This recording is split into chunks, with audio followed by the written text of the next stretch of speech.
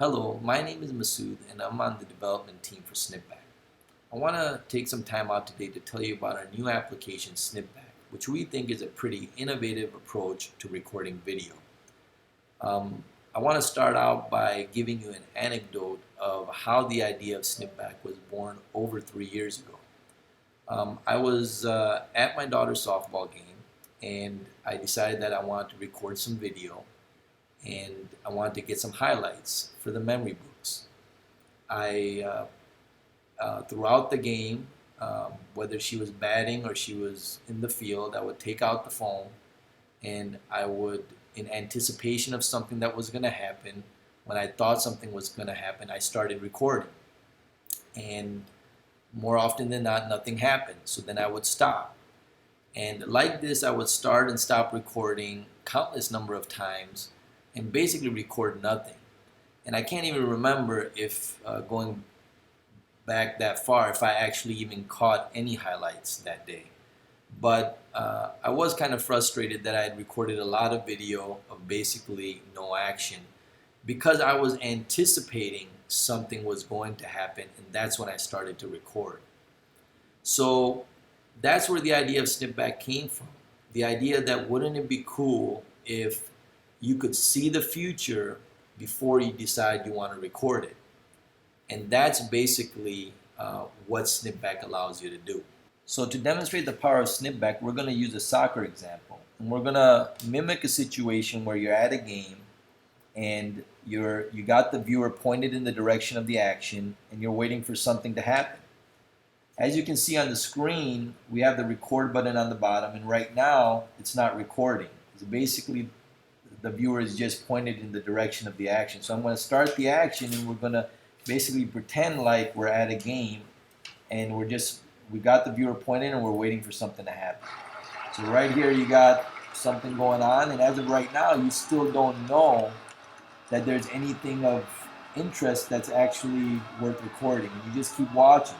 And there you go, you see the goal, and right here I'm going to go ahead and swipe to snip back. I'll go ahead and tag this one red. And now you can see that what ended up happening is that I basically swiped after the goal was actually scored. I didn't know anything was going to happen until the goal actually was scored. So I'm going to go ahead and go to the gallery. And you can see that we got the last 5 seconds of the action, which is right here. But obviously we want more. We want the whole play. So I'll go to the edit screen.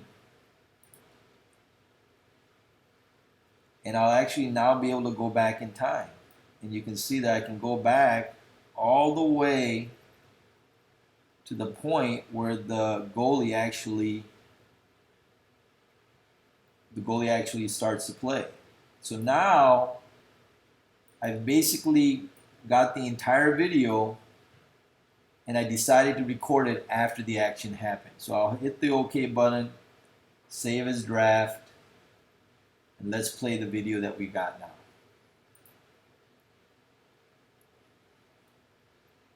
There you go, he's got the ball, goes ahead, and he scores the goal. So as you can see, we decided to actually record that video after the action was already over, and therein you see the power of SnipBack. So looking back at the example video you just saw, you'll notice that we used a special recording mode that we call Swipe-to-SnipBack, which is basically where we actually swipe the record button to the left. That mode is really good for situations in which an action is already complete and you just want to basically go back in time and capture stuff in the past, and you don't want to capture anything in the future. We're now going to go to another soccer example, but this time we're going to use the more traditional tap to start recording and tap to stop recording to basically catch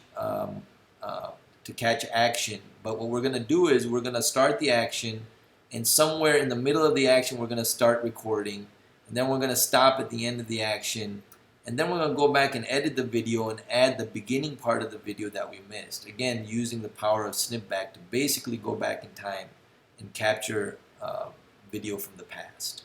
So here's the viewer. You can see I'm not recording right now. And we're going to start the action.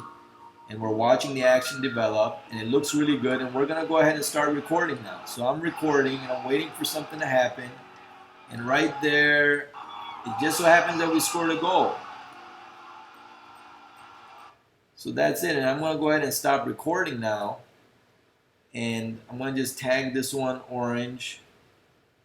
And let's go back and look at the video that we actually captured. So I'm going to go to the gallery here.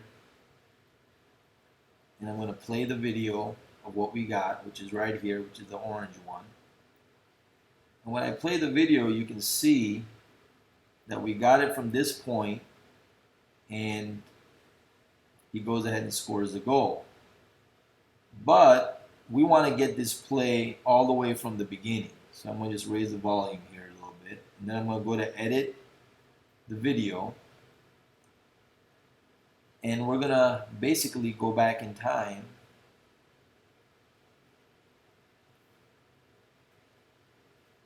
So here we go. You can see that I can go backwards, keep going to right about when the play started, which is right about here.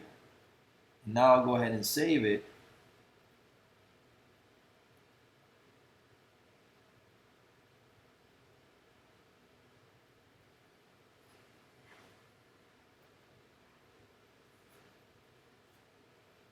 Let's go ahead and play the video now.